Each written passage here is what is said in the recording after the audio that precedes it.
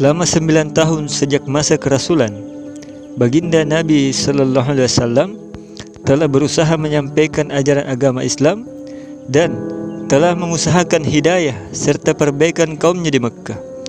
Namun, sangat sedikit yang menerima ajakan beliau, kecuali orang-orang yang telah awal masuk Islam. Selain itu, ada juga orang-orang yang belum masuk Islam, tetapi siap membantu Rasulullah Sallallahu Alaihi Wasallam. Tapi kebanyakan dari orang-orang kafir Mekkah itu selalu menyakiti dan mempermainkan beliau dan para sahabat beliau Sallallahu Alaihi Wasallam. Abu Thalib adalah termasuk orang yang belum memeluk Islam. Namun, dia sangat mencintai Nabi Sallallahu Alaihi Wasallam dan ia akan melakukan apa saja yang dapat menolong baginda Nabi Sallallahu Alaihi Wasallam. Akan tetapi, pada tahun ke-10 kenabian, beliau Abu Thalib meninggal dunia. Maka kaum Kufar semakin berkesempatan untuk mencegah perkembangan Islam dan semakin menyakiti kaum muslimin. Rasulullah Sallallahu Alaihi Wasallam pun pergi ke Taif karena di sana ada suatu kabilah bernama Saqif yang sangat banyak anggotanya.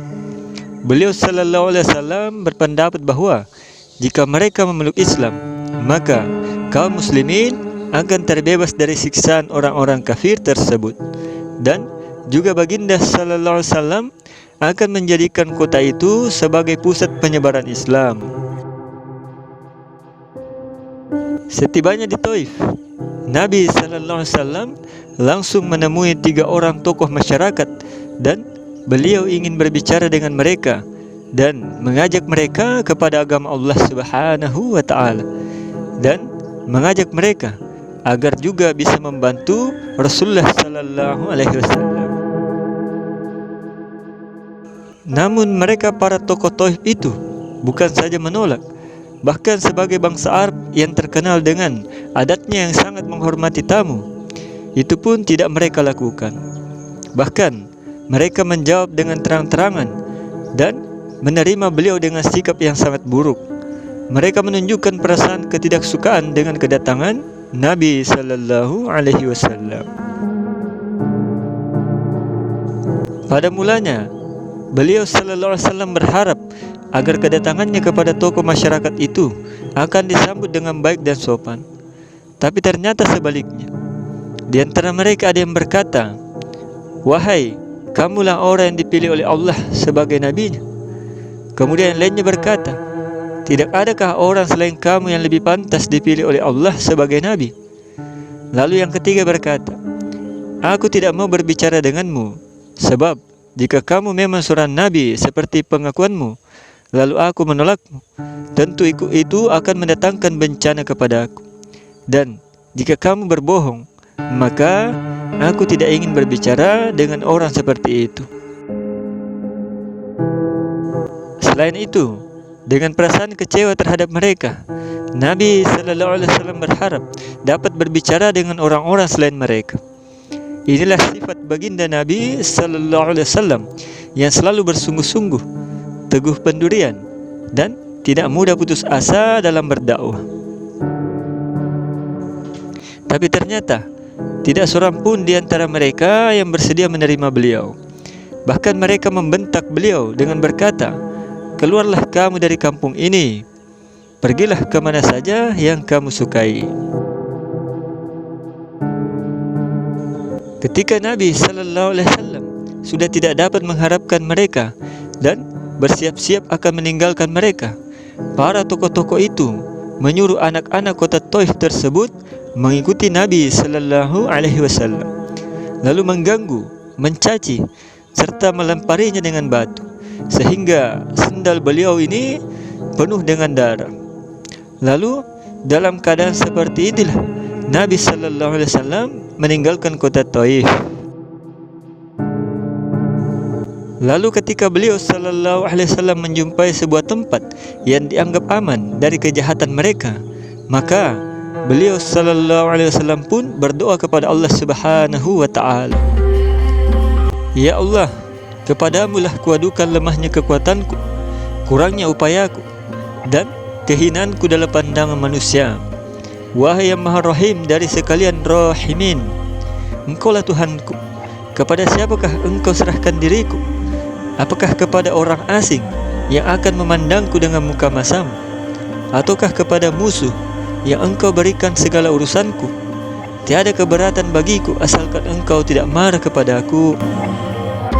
Perlindunganmu sudah cukup bagiku. Aku berlindung kepadamu dengan nur wajahmu yang menyinari segala kegelapan, dan dengannya menjadi baik dunia dan akhirat. Dan dari turunnya murkamu kepada aku, atau turunnya ketidakridhoanmu kepada aku, jauhkanlah murkamu hingga Engkau ridho. Tiada daya dan upaya melainkan denganmu. Allah Subhanahu wa ta'ala, penguasa seluruh alam semesta pun memperlihatkan keperkasaannya. Demikian sedihnya doa Nabi sallallahu alaihi wasallam sehingga Jibril alaihissalam datang untuk memberi salam kepada beliau dan berkata, Allah Subhanahu wa ta'ala mendengar perbincanganmu dengan kaummu, dan Allah pun mendengar jawaban mereka, dan Dia mengutus kepadamu malaikat penjaga gunung agar siap melaksanakan apapun perintahmu kepadanya. Malaikat penjaga gunung pun datang dan memberi salam kepada Nabi sallallahu alaihi wasallam seraya berkata, apapun yang engkau perintahkan akan kulaksanakan.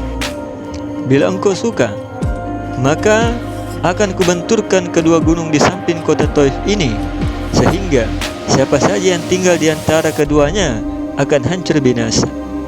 Atau jika tidak, apapun hukuman yang engkau inginkan, aku siap melaksanakannya. Maka Rasulullah sallallahu alaihi wasallam menjawab, aku hanya berharap kepada Allah Subhanahu wa ta'ala. Seandainya saat ini mereka tidak menerima Islam, semoga kelak keturunan mereka akan menjadi orang-orang yang taat beribadah kepada Allah Subhanahu wa ta'ala. Inilah sifat penyayang baginda Rasulullah sallallahu alaihi wasallam kepada umatnya. Masya Allah.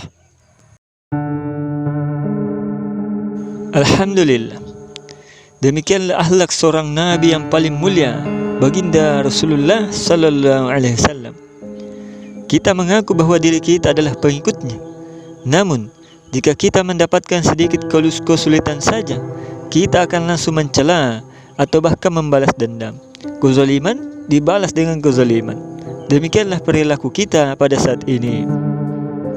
Padahal seharusnya dengan pengakuan tersebut, segala tingkah laku kita haruslah mengikuti beliau sallallahu alaihi wasallam.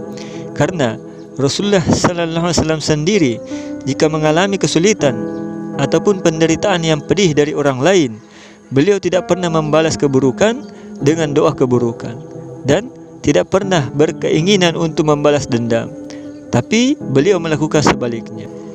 Demikianlah apa yang kita dengarkan. Semoga bisa kita kesankan di dalam hati kita.